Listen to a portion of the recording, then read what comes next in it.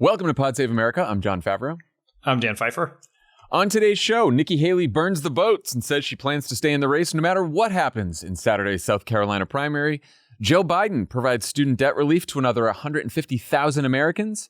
And later, Wisconsin Democratic Party Chair Ben Wikler talks to Dan about the new legislative maps that have finally ended one of the worst gerrymanders in the country. But first, the MAGA establishment continues to make it very clear that a second Trump term would be much more extreme than the first. The man who's heading to trial for paying hush money to a porn star he had an affair with spoke at the National Religious Broadcasters Convention on Thursday, just a few days after Politico reported that a Trump-aligned think tank is planning to, quote, infuse Christian nationalist ideas in his administration should the former president return to power. What are those ideas? Not a lot of details just yet, but based on what we've heard from Russell Vought, the former senior Trump official and potential White House chief of staff who's spearheading the project, and former Trump official William Wolf, a Christian nationalist who works with Vought, they want to ban the following: abortion, abortion pills, surrogacy, no-fault divorce, and sex education in schools. They also want to repeal policies that support gay people, trans people, and single mothers. And if people take to the streets to speak out against any of this, they want Trump to use the military against protesters. Here's a clip of Trump supporter Jack Posobiec speaking at CPAC, where Trump is also scheduled to speak this weekend. Well, I just wanted to say, look, welcome to the end of democracy. We're here to overthrow it completely. We didn't get all the way there on January 6th, but we will endeavor to get rid of it and replace it with this right here. We'll replace it with this right here. Amen. That's right, because all glory is not to government, all glory to God. He was pointing to a crucifix. So all in all, great stuff from the limited government freedom lovers. The Center for the Renewal of America, which is the think tank that put out the document that says Christian nationalism is a top priority in a second Trump term. They, of course, told Politico that their reporting is false. The Trump campaign, Vought, Wolf, all refused to respond. Wolf even deleted tweets about his policy ideas. But what do you think, Dan? What are the chances that this agenda becomes reality if Trump becomes president again? I feel like Wolf deleting his tweets is sort of the smoking gun here. You think so? Right? Yes. Look, I think we should take this threat deadly seriously. The right wing learned the lesson of the first Trump term, right? They view him as particularly the evangelical Christian nationalist part of the Republican Party views Trump as this obviously imperfect vessel for their policy agenda. And last time, a useful Trump, one, a very useful one, but imperfect, yeah. But they got much less done than they possibly could have during Trump's first term because he just hired a bunch of yahoos, right? He was just hiring people out of Fox News green rooms left and right. There was no plan. And that's what all of this is connected to the Heritage Foundation's Project 2025, which is to ensure that the people at all levels of the Trump administration are people who are going to be smart enough to implement this right-wing agenda, that no stone will go unturned. They recognize the missed opportunity of the first term, and they're not going to let that happen again. And as we know, Donald Trump, not a details guy. He's not interviewing the person who is the number 3 in command at the Health and Human Services Agency. He's not interviewing the people who are on the Domestic Policy Council in the White House are working on issues related to reproductive health or freedom. This is essentially what Trump did with the Federal Society and his judicial nominations. He's going to do with his White House and agency staff, with the Heritage Foundation, which means that Russell Vought and Mr. Deleted Tweets over here are going to get a chance to put their agenda in place. And we know how the regulatory process works. You can do a lot of really damaging stuff under the radar, and by the time people figure out, it's way too late. Also, if you have a Republican Senate and Mike Johnson as Speaker of the House, the guy who he and his son monitor each other's porn intake on their phones, you can do even more than you can just as president. And look, maybe you think that the a thrice divorced guy who cheats on his wife with porn stars isn't all that into Christian nationalism. Fair. But he knows he needs Christian nationalist support. He delivered for them with 3 Supreme Court justices and Dobbs like no other Republican president has. They will say that themselves. And all these people are going to get positions with real power, like you said, if he becomes president again. And also, he's not a details guy, but also all it takes to get Trump to do something that you want is to kiss his ass, which they know. They can go into the Oval, they can tell him he's wonderful. Oh, sign this bill, it's going to do this. But he's going to do it. He's going to do it. So there were 3 bullets on the document that Politico obtained. Christian nationalism, that was one of the bullets. Insurrection Act, and refusing to spend money authorized by Congress. This is a new thing that all these groups, the Heritage Project, the Christian Nationalists, they all want. So this is how a President Trump in a second term gets around Congress. The Congress passes something, and then he just ignores what they pass. So, I mean, I think this is like a recipe for a situation that could actually deteriorate quite quickly. You have a lunatic president surrounded by right-wing Christian nationalists who ignores Congress, ignores the courts, and sends the military out to deal with anyone who opposes him. I mean, it sounds like dystopian, far-fetched shit, but I really don't think it is when you start reading what these people are saying, and you know that these are the people who are going to be in the White House and running the government in a second term. You are exactly right about the dystopian vision of what this could become, right? Checks and balances out the door, right? Everything that is supposed to curtail the power of a rogue executive is gone under this plan. Absolutely. What I think we also have to do is be able to make it a little more piecemeal and easier for people to understand, right? Which is, how are these things going to affect your life, right? And I think this is where, even if Democrats hold the Senate, or we take the House back and Trump does not have the majorities he needs to pass a national abortion ban, every part of that federal government that can do anything possible to make it harder to access an abortion in this country will do that.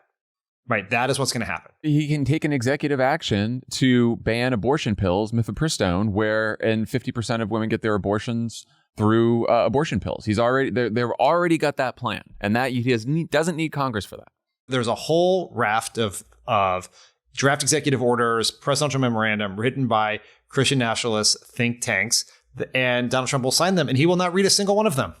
Right. This is very, very real. And I think it's very important that Democrats talk about this, because Donald Trump does have, as you point, is this thrice divorced New Yorker that he people. New Yorker. Well, I mean, Donald Trump does not code to people who see him as a far right evangelical Christian nationalist. He just doesn't. That's not how people see him. And so they think of him as, you see this in focus groups when you bring up abortion. Focus group participants among swing voters will tell you that they believe Trump is not only personally pro-choice, they are sure he has paid for abortions. Yep. And so he is able to get away with things that other Republicans can't on these issues that have driven Democratic turnout in elections where Trump was not on the ballot. And so every opportunity we have to make the case about how his administration, regardless of what he personally believes or doesn't believe, that doesn't matter. What matters is what he does and what he has done. What he did do was be the person who made it so that Roe v. Wade was overturned. What is going to happen are all these things that are in this agenda. And we just have to bring that down to people, because otherwise, if you don't explain it specifically, it's going to sound like partisan noise to people. No, I completely agree. And it's the agenda. If all of the things that I mentioned, extremely unpopular with the majority of Americans. There's one group that's been drifting away from Democrats who will probably also hate this, which is young men. It does seem unlikely to me that the guys who love Barstool Sports and Joe Rogan are going to be into banning birth control and porn and all the other crazy shit that the Christian nationalists want to do. And these guys aren't letting their dads monitor their porn like Mike Johnson and his kid. That's a double porn monitoring reference in this podcast. Good job. Can't get enough of Covenant Eyes. Yeah. And, some people are like, well, Republicans are saying, they're for birth control and contraception. Well, Republicans in Congress just last year blocked a bill that would have enshrined the right to birth control into federal law. Why? Why are they doing that? This is just like what happened before Dobbs too, right? Or right after Dobbs, right? Which is some people say, oh, don't worry, states are going to do their own thing. It's not going to be as bad. And then how many years later, we're about to talk about the IVF case in Alabama. We are seeing the downstream effects of what happens when right-wing nationalists, right-wing Christian nationalists burrow into government, are given power, and decide to force their agenda on the rest of the country. And if you don't think that that's what's going to happen when Donald Trump becomes president, right? Could some of it not happen? Yeah. He's lazy. Who knows? But a bunch of it really could happen, this agenda. And I do think it's like incredibly important for Democrats to talk about it a lot from now until November. We just got another preview of what a Christian nationalist agenda might look like. A week ago, the Alabama Supreme Court ruled that embryos created in an IVF lab count as children under the state's Wrongful Death of a Minor Act. This is a big win for abortion opponents who argue that life begins at conception. Already, 3 Alabama hospitals, including the University of Alabama at Birmingham, have hit pause on all IVF care as a result of the ruling. So for people in Alabama who are considering IVF as their best or only shot at having a child, or have frozen embryos awaiting genetic testing, or are going through already the very expensive, uncomfortable, sometimes painful IVF process right now, this is it's devastating news. Dan Playbook also called this a, quote, nightmare scenario for the GOP.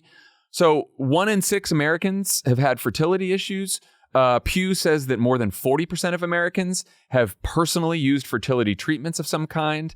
And more than 86% of Americans support IVF, including around 80% of people who consider themselves pro-life or evangelicals, according to polling shared by none other than Kellyanne Conway. How do you think this issue plays out beyond what's happening in Alabama?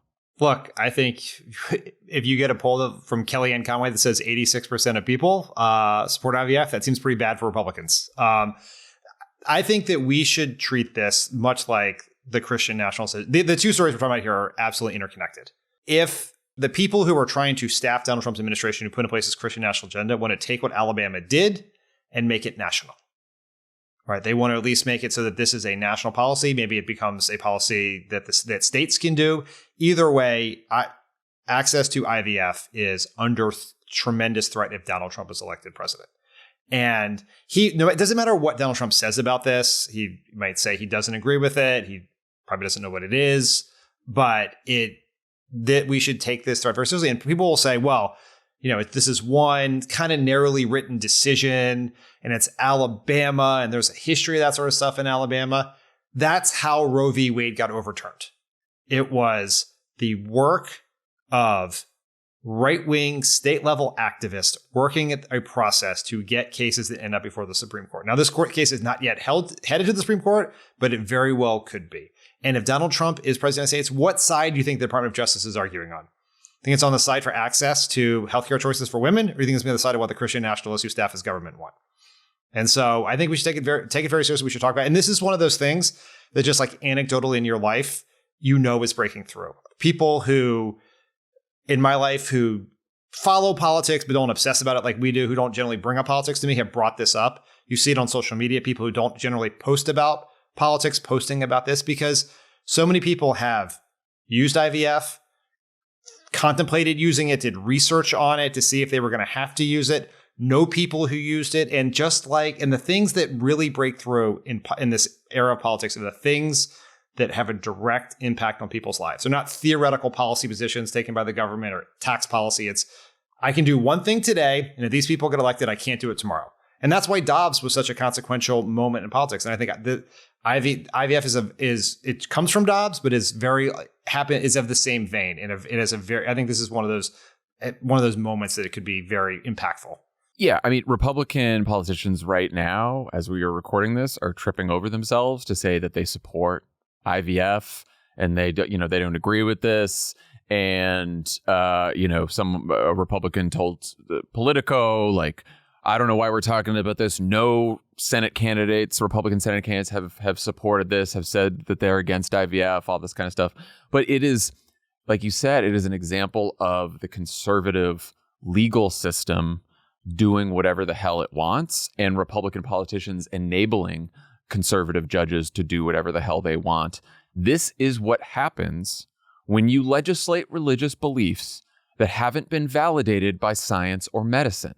You are free to believe, as Nikki Haley said she did in response to this news, that an embryo is morally equivalent to a newborn baby. But if you turn that religious belief into a law, if you decide that you need to make an embryo legally equivalent to a newborn baby, you get a decision like Alabama's, which is currently preventing people from having children through IVF, which Nikki Haley said she supports just today. And this is the logical conclusion of what the Supreme Court set out in Dobbs. Because, and all of these Republican politicians, right, like they think they have their religious belief that life begins at conception and that embryos are humans and that fetuses are human and all this kind of stuff. And it's like, and they want to give them the same legal rights. And once you jump to giving them the same legal rights, you get things like the Alabama Supreme Court making a decision on IVF that is now is ending the practice in the state of Alabama. You get women who are fighting for their lives because they have a pregnancy that could kill them and not being able to get an abortion because some fucking judge has to figure out whether the doctor can save the life of the mother or not. I mean, it is the idea that you can have your religious beliefs. It is totally fine. But the idea that we now have to enshrine your religious beliefs into law has led to all kinds of pain and suffering in this country and will continue to if we go down this path. And the Biden campaign just put out a clip of Trump announcing his nomination of a judge in 2020 who was deemed not qualified by the American Bar Association. She now has a lifetime appointment on the federal bench. He considered her for the Supreme Court, and she is anti-IVF and anti-surrogacy. And do you think Trump knew that when he was saying it? Probably not, because he doesn't get, like you say, he's not a details guy. He doesn't give a shit. But the Federalist Society wanted the judge, and so Trump said, sure, here's your judge. And then we get decisions like this, and then you get Republican politicians like, what? Oh, like Nikki Haley. Oh, well, I think that an embryo is a baby. Oh, but I used IVF. Mike Pence, same thing, used IVF. Someone asked fucking dipshit Tommy Tuberville about this, and he was like, oh, no, I support the Alabama Supreme Court. Oh, no, I want IVF. I like, babies are good. Oh, let me look at the bill. And the reporter's like, there is no bill. What are you talking about? There's no bill. This is just a decision for the Supreme Court. Like, they don't know what the fuck they're talking about, which is why they shouldn't be involved in decisions, healthcare decisions that families are making with their doctors. It's crazy.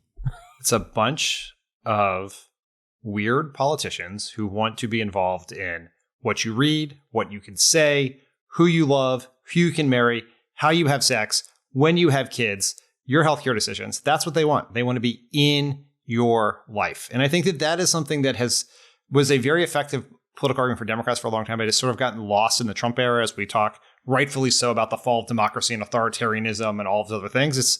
You still got a bunch of politicians, men, who weirdly want to get deeply involved in people's personal issues.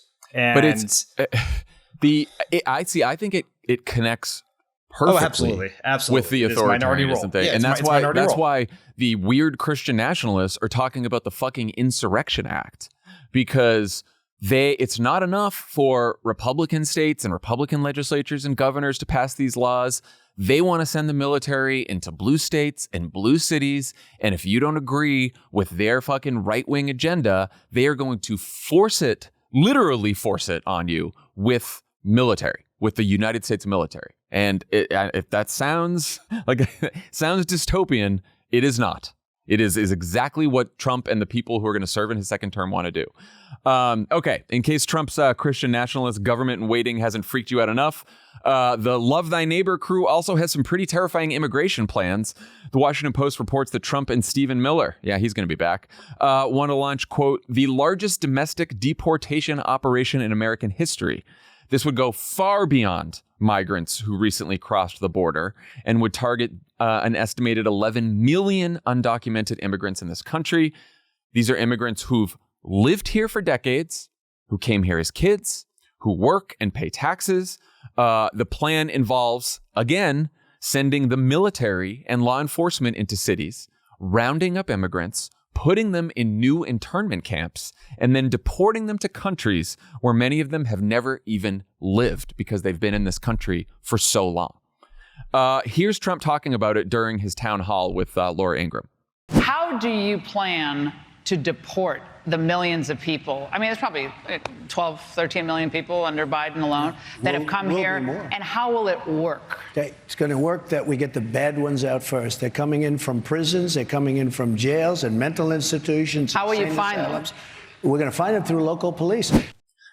So Trump and Stephen Miller wanted to carry out this massive deportation operation in the first term.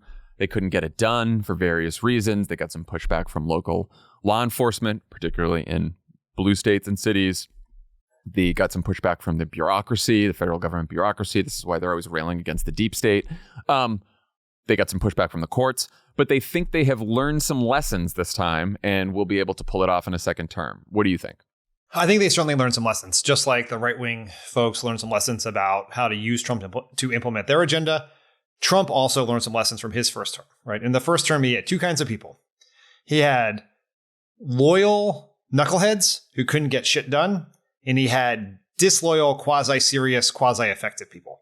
And the lesson of what his failed effort to overturn the election is he needs true diehard loyalists who will effectively carry out his agenda. He can't have people like Bill Barr. I can't believe I'm just citing Bill Barr in this case, but Bill Barr stopping him from doing things, or as one of his many defense secretaries. But he also has to have people smarter and better than like Jeff Clark to actually get the stuff done. And so, and this is you see this in the Trump campaign this time around. He has hired real people to run a real race. And I think there will be people who can actually get this shit done in his White House. And so we should take all of these things seriously, and all the reporting about what a second Trump presidency would look like. We got to take that seriously because that stuff can and will happen. This is what he wants to do. And I think he has a much better chance of getting it done this time than last time. The Post has done some great reporting on this in this piece. The Times also did reporting on this a couple months back. And it is maybe the immigration plans, the Trump immigration plans are maybe the most detailed of all the plans we've heard. Stephen Miller gave like a long interview to Charlie Kirk about this, where he sounded like a fucking lunatic, and was very open about what they want to do. In the Post story, there's a quote about Trump and Miller's plans in their first term that they didn't completely carry out. Quote, their ideas were psychotic. You're talking about officers in tactical gear going into communities, being videotaped in the streets, putting kids in car seats carrying baby formula. Then what do you do with those families? Are you going to go into neighborhoods in Philly, New York, Baltimore, and start tugging people out of communities? That's what they want. It puts law enforcement and the communities at risk. That quote is from the chief of staff at ICE, Jason Hauser. Not exactly a bunch of libs at ICE, the people who carry out the deportations. Here's what David Leopold, former president of the American Immigration Lawyers Association, told Ron Brownstein about this in The Atlantic. What this means is that the communities that are heavily Hispanic or Black, those marginalized communities, are going to be living in absolute fear of a knock on the door, whether or not they themselves are undocumented. What he's describing is a terrifying police state, the pretext of which is immigrations. Literally, as people are leaving for work or their kids are going to school, they're going to see mass deportation centers with children and mothers who were just in the community working and thriving. I've been thinking about this for a while because it is I think when people think about deportations, they think about, undocumented immigrants crossing the border. There's this border crisis that's getting all the attention right now. So they think people who are just coming over from the border, and then they get stopped and they figure out what to do with them. Do they get asylum? Do they not? What Trump and Miller are talking about is undocumented immigrants that have the 11 million, most of whom have been here for a long, long time. By the way, a lot of these undocumented immigrants are living in families and in homes with people who are citizens. So you're also going to see images of parents being torn away from their children who have citizenship. But also, by the way, Trump and Miller want to revoke birthright citizenship, which is in the 14th Amendment, so that children who were born in this country to undocumented immigrants don't have their citizenship anymore. But so there's going to be families torn apart. There's going to be people who are at work on jobs taken out of their workplaces, dragged through the streets in internment camps. And what happens if, Trump's sends National Guard in, or the military, local law enforcement doesn't want to cooperate, the governor's National Guard in a blue state doesn't want to cooperate with the red state National Guard? Stephen Miller was talking about Trump sending red state National Guard into blue states that didn't want them. So he said, if there's immigrants, undocumented immigrants that we want to round up in Maryland, but the Maryland governor, Wes Moore, doesn't want to use the Maryland National Guard to help round up those immigrants, we'll have Glenn Youngkin send the Virginia National Guard into Maryland. Like, what the fuck are they talking about? This is insane. Can you imagine the clashes between various this is like, I'm telling you, it's. Have you seen the trailer for the Civil War movie? I have. Yeah. Yes. Yeah. Just saying, they picked a good year to release. They picked a very good or very bad year to release it, depending how you think about it. It's like I always go back and forth. It's a tension. You don't want to freak people out too much and sound like a crazy person, but it's like you read what these people are saying, you think about the power that they're going to have, and you think about the guardrails that have already come off, and it might not definitely happen, but it's a pretty big risk. Pretty good chance. It's a real challenge because, Sarah Longwell had this tweet the other day that was something like, I continue to believe we're underreacting to the urgency of this moment. And I think that, or the threat of this moment, or whatever it is, I think that's very true. We absolutely are. We are sleepwalking right into something very, very dangerous, right? You already see, like Jamie Dimon and Bill Ackman and these people just sort of already walking themselves towards, we're going to be okay with Trump because we're going to get our tax cuts. Yeah. And you see it happening. But at the same time, the voters we need to persuade don't really believe us when we talk about it in this way, in part because they just lived through the Trump presidency and they didn't send the Virginia National Guard to go fight the Maryland National Guard over taking out some 9-year-old immigrant children, right? It's just right. So it is a real challenge, but you are correctly identifying the natural conclusion to what the Trump people are telling us they're going to do, and we should take them seriously when they say it. Yeah, I do think that to that very good point, there are incidents and images from the first Trump term that I do think people should be reminded of, like the family separation crisis towards the end, certainly even before January 6th, when Trump wanted to send the military out into Lafayette Park to use them against the protesters after George Floyd was murdered, right? Like we got pretty close a couple times at the end of Trump's first term to some of this stuff, which I think will help people to understand that it is very possible that he continues to act like that in his second term. Absolutely. That's what January 6th is, why it's so essential, this election. Yeah. All right. Believe it or not, Trump still has a primary opponent who says she isn't going anywhere. Nikki Haley is within spitting distance of Trump ahead of Saturday's South Carolina primary. Just a margin of error, 30 points behind, Dan, according to 538's polling average. But if she's going down in flames. Haley gave a speech on Tuesday vowing to stay in the race, even if she loses tomorrow. Let's listen. Some of you, perhaps a few of you in the media, came here today to see if I'm dropping out of the race. Well, I'm not. Of course, many of the same politicians who now publicly embrace Trump privately dread him. They know what a disaster he's been and will continue to be for our party. They're just too afraid to say it out loud. Well, I'm not afraid to say the hard truths out loud. I feel no need to kiss the ring. I have no fear of Trump's retribution. Okay. All right. So no real suspense about Saturday's results. But I mean, slow down, buddy. Slow down. Just anything's possible. Anything's possible. Anything's possible. I mean, I know you're gonna be just glued to the Kornacki cam watching those precinct level results come in. Yeah, I'm not a model for all you people But yeah, I sure am. You people out there should consume political coverage, preferably in podcast format. But yes. Is there a Trump margin of victory that would surprise you? I think anything over 40 or under 20. Oh, okay. So if he wins by over 40 or by that's less about than 20. right.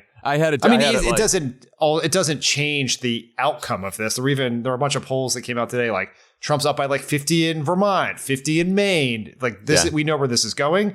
But just be interesting to see if Haley can somehow improve her performance from New Hampshire in a much tougher state, even if it's when she governed for 6 years. Yeah, I'm sort of wondering if she this is embarrassing to say, but I think I cannot wait. If she gets over 40%, I would be surprised at how well she did. That's what I'll say. Yeah, sure. You know, because she's sort of polling in the low 30s. So, and then but conversely, if he gets, and this is sort of what you were just saying, like if he gets over 70%, which he could, then that's telling. That's the math of 20 and 40. Yep, that's right. So really the only suspenseful question here is, what's Nikki Haley's endgame? After that speech, I think it's getting harder to see her endorse Trump, but who knows? She also just said in an interview with NPR that she has even more concerns about Biden as president than Trump. So I don't know what's going on. I know we talked about this before, but just to like to do a gut chuck every other pod on Nikki Haley's endgame. She sounds less like someone who's going to endorse Trump. I tweeted something about this, which I haven't been tweeting that much recently, so I did it. I even put in there, I'm preemptively prepared to be disappointed, but she doesn't sound like someone who's going to endorse Trump based on one of these clips we just played. And everyone's like, you get some good responses. Fucker. thoughtful ones, people who definitely did very well in reading comprehension in school. Like, you see me jump into a tweet thread and you thought, John's having a good time. I'm going to go in too. I was like, John's just the way Jon has been spending his weekends recently on Twitter. I should try to do that too. And but what's wrong with us? Then I remembered being at myself when I was doing political commentary for CNN at the Republican convention in 2016. And watching Ted Cruz stand on stage and telling people to vote their conscience while being booed mercilessly, and then endorsing Trump like 2 weeks later. And their famous photo of him sadly making phone calls on Trump's behalf. So, and I listened to our friends at the Bulwark in their podcast, and they are negative on Nikki. I think Tim Miller has it at less than 1% chance that she doesn't endorse Trump. Yeah, Tim and JVL both have it under 1%. Sarah. It's like 35. It's still 35%. I'm really the Sarah of this pod. Sarah's at like 35%. Yeah. But it's always good to check in with Republicans because Democrats are the ones who have Aaron Sorkin-like fantasies about Republicans saving them. And then you go listen to the Bulwark or other Never Trump Republicans, and sometimes they can disabuse you of those pretty quickly. Yeah. And so I have no idea what she's doing. I think she likes running for president. I think she's probably pretty personally offended at the way Trump has talked about her and her family. She probably can't imagine that she is losing by this much to this guy. I imagine she has some money commitments through Super Tuesday from her Super PAC donors, which is why she said that. But she's definitely not voting for Joe Biden. She's not going to be on stage with Chris Christie, Liz Cheney, Jon Lovett. Mitt Romney. Yes. Jon Lovett moderating a panel at the DNC with Liz Cheney, Chris Christie. Yeah. John Kasich coming back from wherever he is. Now that his pal Tim Scott's going to be VP. Yeah. No, the best I could hope for from her is to just, like, you're right. She's definitely not endorsing Joe Biden. I mean, she just said she thinks he's more of a threat than Trump. So whatever. But she could, at the very least, she could just say, I'm out, and I'm just going away. I'm not saying anything, and Trump is bad, Biden's bad, and that's it. And I think that would be, I would take that. It's better than nothing. What would that get you? Just like this is back to our friends at the Bulwark, but like, I do think that her saying all these things about Trump, and then endorsing him does give some of these Republican voters a permission structure to go ahead and vote for Trump, even if they don't like him. I do. I agree with that. And remember back previous election cycles when I had my imaginary super PAC and I had a lot of ideas that I was hoping billionaires would fund? Yeah. Well, I'm back because I got one, which is we should be doing calls into battleground states to ID people who want to vote for Nikki Haley. Now, we're going to have some real voters like in Michigan when the Michigan votes on Tuesday, but even some of these states who may be voting after Super Tuesday, anyone who says they're voting for Nikki Haley should be put for at least for a time being in our persuasion universe of people we can go get, either to convince them to vote for Joe Biden or to convince them that voting for Donald Trump is a bridge too far for them. Yes. And so that's totally and agree. if Nikki Haley were to endorse, I think that makes that not impossible, because I think a lot of her voters would be quite disappointed in that outcome. But I think it makes it a little bit harder, and it gives Trump a weapon to go bring some of those people back. Yeah. No, I think that's a good idea. Maybe who gave Nikki Haley some money? That's Reid Hoffman. Can he do that? Who else could do that? If you're listening. I think that's a great idea. All right. Before we get to your interview with Ben Wikler, let's talk quickly about our elderly president who just keeps doing whatever he can to help the American people. Joe Biden's out there just fighting every day to transform more lives. President Biden announced a new round of student debt relief this week that will benefit 150,000 people enrolled in the SAVE repayment plan. Biden has now canceled the debt of 3.9 million borrowers since he took office. Republicans reacted to this news by accusing Biden of violating the law in order to buy votes. Why should I be paying for these student loans? And the Supreme Court said no, and now he's a fascist because he's rejecting the Supreme Court's ruling and just doing it anyway. Ridiculous. And then some lefties are saying, helping 4 million borrowers isn't enough. Like, sure, of course it's not enough, but this is what he can do because there's the law. Can this guy catch a break or what? I don't know. You got to feel for Biden sometimes. I really do. All the time. You have to feel for him all the time. He made a bold decision to try to cancel student debt. Then the Supreme Court overturned his decision. And he said and promised on that day he would do everything he could within his power to try to help as many people as possible. And he has been pulling every lever of the federal government to help as many people as possible. And it's just a reminder that Joe Biden is what we want in politicians, right? He is trying to do everything he can. He can't fix everything. There is no magic wand. He can't make the Supreme Court go away. He doesn't have a majority in Congress that could pass a legislative solution to this. What he has is the tools at his disposal, and he's using them to help as many people as possible. Is it all the help everyone needs? Absolutely not.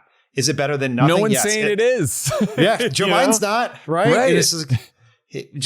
And imagine how many dollars of student debt do you think President Donald Trump will cancel starting in January of 2025?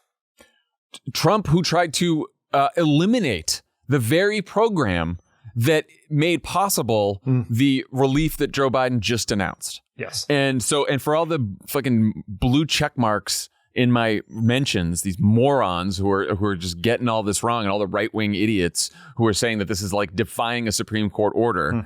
Two sets of borrowers got relief from this latest announcement. One, public servants and including military members. And George W. Bush signed a law saying that public servants get their loans canceled after 10 years of service. But the law was administered poorly and people weren't getting the benefits. So Biden goes back and fixes the law. And that's why all these people got relief. So entirely within the law. And number two is people who are on income-based repayment plans. So according to that law, after 20 years of payments, if you still have a balance, the government's supposed to cancel the balance if you've been paying all along. But that actually wasn't happening. So Biden went back, fixed that too, and are now sending people checks who like overpaid or who still have the outstanding balance, canceling the balance. So again, both of the sets of people who got relief entirely within the letter of the law, has nothing to do with what the Supreme Court said. Idiots. I'm spending too much time on Twitter. I'm fired up. I know. I got a podcast. I got a podcast for you to listen to. What podcast? It's called Offline. It's hosted by a previously smart fellow. Yeah. You know what? I'm getting back on. I'm done. I'm going back on Twitter all the time. I'm getting in fights. I'm going to regress all the way back to 2012, 2013, whenever I left the White House. I'm going all the way back. I was just thinking about this today. I was already preemptively preparing for my having to eat crow during the New Year's resolution episode at the end of this year. And I've decided my New Year's resolution was to reestablish my attention span by spending less time online. And in some ways, I am doing that. I'm trying to put my phone away for periods of time. But we got an election coming. I got to follow the news. I got to be in there. Just got to do it. I got to do it. Also, I forgot too, because I have a toddler who I'm chasing Charlie around all the time. When I'm doing that, it's very hard to be on my phone, which is a good thing. But now we have Teddy. We got the newborn. And when you're holding the newborn and you're just trying to rock him to sleep, there's nothing else to do but look at your phone. And that's Can I give you a tip that I picked up with our kids? Play games. Play games. Because Teddy can't play any games. He's 2 months old. You're playing games on your phone. If you're holding the child, I mean, theoretically, you could pick up a hardcover book and read it with one hand. But if you're going to hold this device in your hand and you don't want to be on Twitter when you're doing it, play games. That's my advice to parents of newborn who have a phone addiction problem, who also don't want to be red pilled by Elon Musk. Play games. Better than arguing over an Ezra Klein essay. Yes. Play games, argue over Ezra Klein essay. So it goes, Ezra Klein essay is worse, then play games is slightly better, then reading a book is better than that, and then just sitting quietly with your own thoughts is the impossible ideal to aspire to. Please, that's terrifying. That's more terrifying than a Trump second term.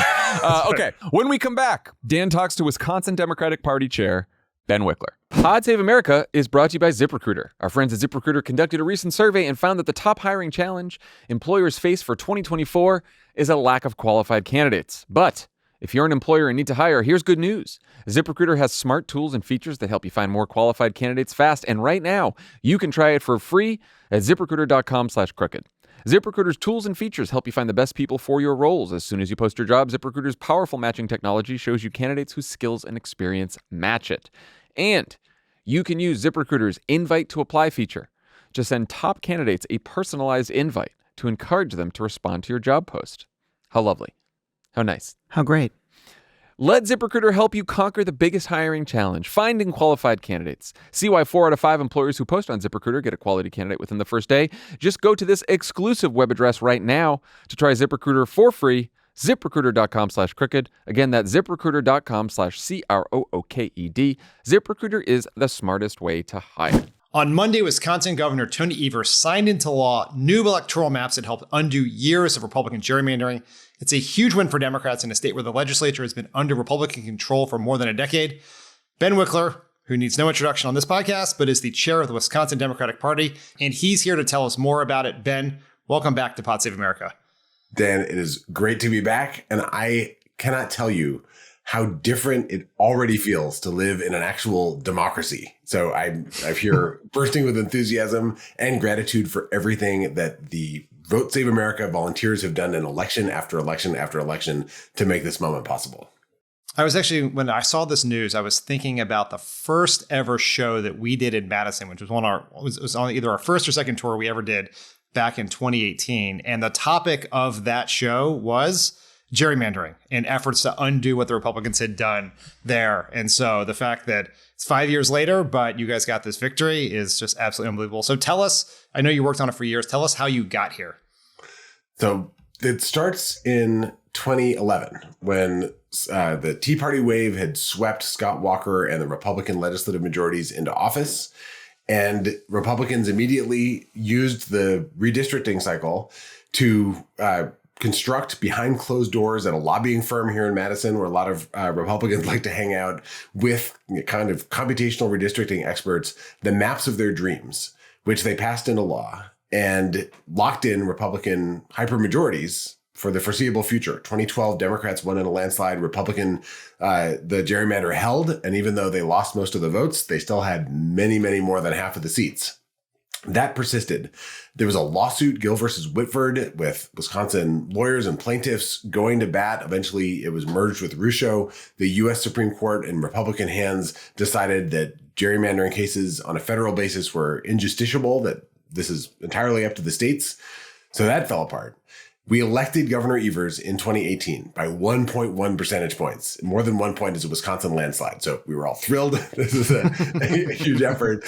But, at the same time as he won statewide, and Democrats swept every single statewide office for the first time since 1982. And in that same year, Democrats won 54% of the votes for state assembly. Republicans got 63% of the seats. We win more than half. They get almost 2/3 of the seats. It was as plain as day for anyone watching what was going on.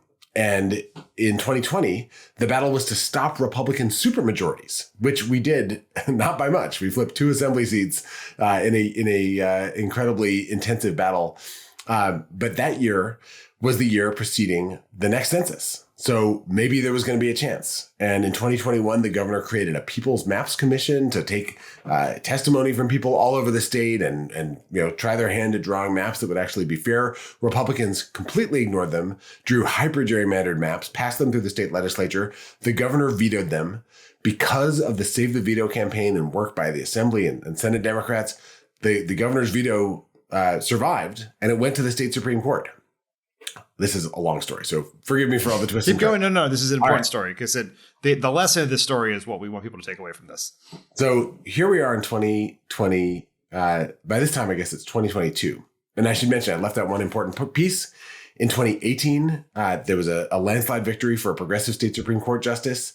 In 2019, we lost very narrowly. It was right before I was elected chair. It was less than 10,000 votes, very painful loss.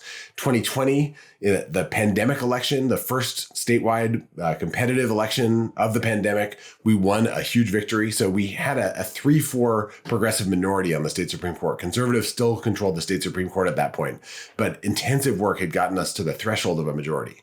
So we get to 2022, or I guess the fall of 2021, and the right-wing majority in the state Supreme Court announces how they will solve the impasse between the state legislature and the governor. You have the Republicans in the state legislature pushing for gerrymandered maps. You have a Democratic governor saying he won't sign anything but fair maps. The state Supreme Court decides or announces out of whole cloth, there's no legal basis for this, that they will choose the maps that make the least changes to the Republican hyper-gerrymander from 2011. Of course. Why wouldn't you? Yes. Right. Just like the framers intended. So that was the basis that they would choose the maps. The governor's team and the state legislature get to work. The governor proposes a set of maps that makes very small changes, but still doubles the number of competitive districts. And he proposes maps for Congress and for the state legislature.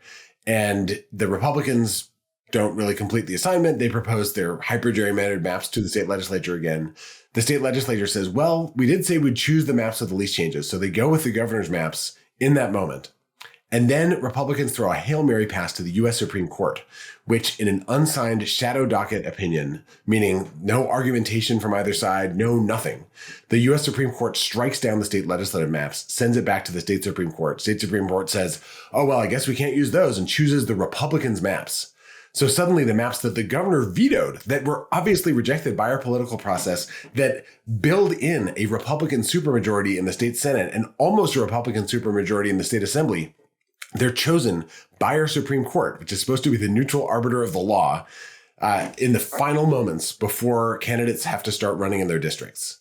And Republicans come in for the kill. The Republican plan at this point was to get supermajorities in both legislative chambers at the same time as they were trying to defeat Governor Evers in 2022, which would allow them to dismantle our democracy. They were openly throwing around their plans to dismantle the Wisconsin Elections Commission, which is a bipartisan body that's at the top of our election administration system. They were coming up with, there was a bill that one legislator proposed that would allow them to cancel the results of an election if the margin of victory was less than the number of absentee ballots in the election. I mean, just unbelievable stuff. That was the situation in 2022. And in that moment, we were chillingly reminded when we looked through the records that the last time a Democrat had won a governor's race, when there was a Democratic president, because Wisconsin is a swing state that has the typical thing of the party in power wins the midterms. The last time a Democrat had won a governor's race with a Democratic president was 1962. When JFK won with a 70% approval rating, won by a single percentage point. So the chance in 2022 that we'd win the governor's race, the odds were against us.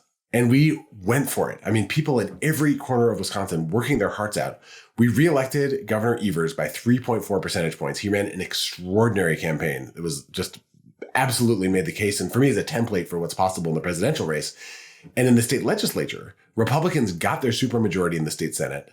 And they came in, they thought they were going to get the supermajority in the state assembly, but a flood of volunteers, a ton of work, everyone doing everything they could. We held off Republican supermajorities in the state assembly by 2,499 votes. It was 0.01% of all the votes cast in the state. And that meant Republicans could not simply unilaterally impose whatever maps they might want. And at that point, we had 6 months until a Supreme Court race to determine the majority on the state Supreme Court. So once again, we got everyone together. We held together the kind of core team from the governor's race, people who were now had survived election cycle after election cycle, thousands upon thousands of volunteers, people, including people listening to this podcast who had volunteered in the Supreme Court race in the spring of 2020, in the presidential race in the fall of 2022, in the superintendent of public instruction race in the spring of 2021, local elections in 22, the fall elections in 22. We went back to it. And in the spring of 2023, we won a jaw-dropping double-digit landslide in the state Supreme Court race. Janet Protasiewicz became the majority-making justice on our state Supreme Court, sending Dan Kelly, who was a consultant on the fake elector scheme, into the dustbin of political history. And boom, we were in a new day. And as soon as she took the oath of office in August, an organization, Law Forward, which did amazing work arguing that these maps were unconstitutional, they brought a case that said that the Republican chosen Supreme Court chosen map didn't meet the constitutional standard. And the Supreme Court reviewed it. But as soon as that case was brought, Republicans started plotting to impeach our newly elected justice, which we all realized they had the votes to do. They just needed a simple majority in the state assembly. If they used their full 2/3 majority in the state Senate, they could actually throw her out of office. But if they did that, the governor would appoint a replacement. So it looked like they might be plotting to impeach her and then sit on their hands because an impeached justice of the Supreme Court is suspended until the Senate and the state Senate holds a trial.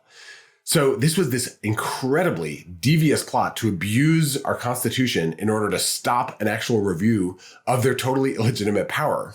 And the Democratic Party of Wisconsin, our allies, we launched a campaign called Defend Justice, where we organized in Republican legislative districts voters to tell their legislators, absolutely do not do this. Do not become the first legislators anywhere in the country to impeach a judge before they ruled on something, to stop them from making that ruling. And it worked. The GOP backed down. They realized that they were facing a whirlwind that they could not control. And they backed off. The Supreme Court did look at the maps. They did determine they were unconstitutional. They struck them down in December. And they told the state legislature and the governor, if you can agree on new maps that meet our constitutional standards, great. And if you can't, we're going to ask people to submit maps to us and we'll choose the maps. So a bunch of folks submitted maps, all the parties to the lawsuit. They had the gold-plated nonpartisan redistricting experts review them. Surprise, surprise, the maps submitted by Republicans were partisan gerrymanders. The others were fair. And the consultants said they were virtually indistinguishable from each other. And at that point, as we tick down the clock, the Republicans in the legislature said, well, I guess we'll pass the maps that the governor actually proposed. First, they tried to change them to protect their incumbents. The governor vetoed that. Then they actually passed the governor's maps, facing a Supreme Court decision that they couldn't control, and they were afraid of facing accountability in the court system. So they passed the maps, and on Monday, the governor signed them. And Wisconsin's new fair maps are law. And what happened last time, where the U.S. Supreme Court overruled the state Supreme Court, that cannot happen now because this was passed through the traditional process of how a bill becomes a law. These are Wisconsin statute now. The old maps are null and void, moot history. And candidates are coming out of the woodwork at this very moment. I spoke to one just a little while ago who's gearing up to announce a run. It is so exciting that democracy is finally here because people fought and fought and fought in election after election after election after election, even after everything went wrong over and over again. That resilience, that persistence, that dedication to the idea of democracy prevailed. And here we are. That is the lesson of this whole story is change takes time, but it can happen if we engage in the political process over and over again. We fight hard, we move the ball forward, and then you have a day like Monday. So one of the fact that there's been some suspicion from folks outside of Wisconsin who are under the belief, correct, I think, that the Republicans in the Wisconsin legislature are not great. And so why did they help explain to me why they agreed to these maps and why the governor did not send it, as some have said, to the Supreme Court on the thought that you could get a more favorable map that way? So this was, this moment right before the finalization of the maps where there were, I think, good faith disagreements and good faith suspicions of bad faith on the Republican side. Yep. There are kind of two dimensions of disagreement. One is, what is the channel of greatest legal risk? So if the governor signs the maps, then in theory, someone could try to, sue in a federal circuit court. And these are rock solid legally. They're impregnable from a legal perspective. But if judges go rogue, they do whatever they want. It's Calvin ball. And so a lot of folks were worried that the Republicans had some kind of, trick up their sleeve, some judges in their pocket who were going to, find some ludicrous basis to strike them down. And by the time that could be corrected on appeal, the election cycle would be passed. The other risk, of course, is that the U.S. Supreme Court would do what it did last time. And the governor had to weigh those two risks against each other and determine that, in his judgment, the legal risk was much lower if the bills are enacted and signed into law. So that's one piece. The other is, there were 4 different maps that the nonpartisan experts reviewed that the Supreme Court was considering. Of those, they're all pretty much fair. The governors make it a little bit harder in the first year to win an assembly Democratic majority than some of the other maps. And then it takes 2 years to have a chance to win the Senate majority. In one of the other maps, it's a little, I think, harder in the assembly, but there's like different levels in the Senate and the Assembly for either side. And there's one map that had different numbered Senate districts where it would have been possible for Democrats to win a majority in the Senate in 2024, as well as the Assembly. So, from one perspective, maybe the Republicans were doing the thing that could slow down the march of democracy and accountability a little bit. I think the difference between the maps is much less than the difference between any of these maps and no maps. And so if there's a legal risk, it's the number one priority is to prevent the possibility that Republicans will pull a fast one and block any new maps at all for an election cycle. As you indicated, Wisconsin is the quintessential 50-50 state, right? Every election, as you said, comes down to like a point if you're lucky. As you said, Governor Evers won by a landslide at 1.8 points or whatever it was. But prior to these new maps, the Republicans had 2/3 of the seats in the legislature. And were, in elections where Democrats were winning at the state level, they were losing. Republicans were getting, as you said, 2/3 of the seats. What does that break down now post maps? Is it more like the 50-50 of the state? Now it is very close to 50-50. Now, if either side wins by 3 points, by every single analysis, if you win by 3 points, you win a majority in the legislature. And, in the 2012 and 2018 election cycles, Democrats won by more than that and still lost, almost 2/3 of the seats in the state assembly. That is unthinkable now. So Democrats have to, they have to do a little bit better than 50% to be able to win an assembly majority in 2024. And so that's what we're going to shoot for. I mean, it should be the case that both sides try to win most of the votes and get most of the seats if they do. And you can see in district after district after district, there's now a realistic shot for Democrats to win seats and for those seats to add up to a majority of the seats in the state assembly. And there's 4, at least, state Senate seats where we have a really good shot this election cycle. If we do that, then 2026, we have a shot at a Senate majority and potentially a Democratic trifecta. And of course, the Republicans also have a shot. And that's how it's supposed to work. That's all we've been fighting for is an equal level playing field. And that's what we finally got. This is all such great news. Let's talk a little bit about some of the other races coming up this fall.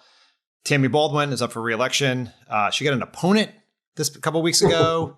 Talk to me about this person. How much do we have to worry about this? So at one level, if you just watched Eric Hovde announce his campaign for U.S. Senate, where in his launch tweet and launch ad, he didn't mention the state that he's running in, which, raises some questions because the guy lives in California in a gigantic mansion overlooking the Pacific Ocean. He was rated one of Orange County, California's most influential people 3 years in a row. But nonetheless, he is running in Wisconsin. And It's, this is who Mitch McConnell thought was their best shot. It didn't inspire a great deal of confidence in the Republican battle plan. At the same time, this is Wisconsin, and Eric Hovde runs a bank in California that makes a huge amount of money. He is a centimillionaire, at least. We'll see what his financial disclosure forms say, but he's been saying that he will spend tens of millions of dollars of his own money on this race. And that means we have to take this very seriously. That's what Ron Johnson did, who actually lived in the state at the time. In 2010, he announced in the election year, he bought a ton of ads portraying himself as Mr. Reasonable Businessman. And he was able to define himself because of the fortune that was spent by him and on his behalf. And he sailed into a U.S. Senate seat that we haven't been able to win back. So we need to treat this as though it's a 50-50 race. And I'm so glad it's Tammy Baldwin, who's our champion of the Senate, who's up against him, because she genuinely connects with voters in every part of Wisconsin, across every line of difference, across geography, across ideology. There are dyed-in-the-wool Republicans who know that they have their jobs because Tammy Baldwin fought for them, that they have health insurance because Tammy Baldwin fought for them. So we're going to make sure that everyone knows about what she's done and what she will do. She's the lead sponsor of the bill that will restore the protections of Roe versus Wade to this entire country if Democrats get a trifecta in 2024. Eric Hovde, last time he ran for office, he said he was 100% pro-life and thought life begins at conception and all abortions should be banned. So there's a night and day difference between these two candidates. And, go to TammyBaldwin.com. Chip in, get involved, volunteer for her, go to wisdems.org, help us at the state party. We're going to be helping Tammy, President Biden. We're going to flip 2 House seats is our game plan. And we'll be working hand in glove with Greta Neubauer in the state assembly and Dianne Hesselbein in our state Senate. These are names that you will come to know of champions who are fighting to make Wisconsin actually work for everybody. This is an all hands on deck election where we're going to try to build reverse coattails where the local candidates help turn out voters to help us win up and down the ballot. And vice versa. It's all one big fight for freedom and democracy in the Badger State. Well, I think that is a great place to end there. I will just endorse what Ben said. I have been a monthly donor to the Wisconsin Democratic Party for going on years now. There is no better way to spend your money than to give it to the Wisconsin Democratic Party, because you can have the full faith that Ben is going to invest it in organizing strategies that work. There's a proven record of success here. And we know, as exhausting as this is for Ben and everyone in Wisconsin, that this election will once again come down to Wisconsin. We will be waiting for you guys to count those votes. Hopefully it happens a little less dramatically than it did in 2020. But that's when we will find out that Joe Biden and Kamala Harris have been reelected. It'll be because of the work in Wisconsin, the work that everyone has done. So support Ben, support the Wisconsin Democrats. Ben, congratulations on this victory. And I know we're going to talk to you a bunch before this election is over. Dan, thank you so much. And for everyone who has made phone calls, who's chipped in, who's become a monthly donor, who's helping us with our local elections this April 2nd in Wisconsin right now, everyone who's doing this work, this victory is yours. You took a state that was functionally a democracy desert and turned it into a democracy. And now in that democracy, we can win and pass policies that make a difference in people's lives. So thank you, thank you, thank you, thank you. Thank you, Ben. Thanks to Ben Wikler for joining. Everyone have a fantastic weekend, and we'll have a brand new show for you on Tuesday morning. Bye, everyone. Bye, everyone.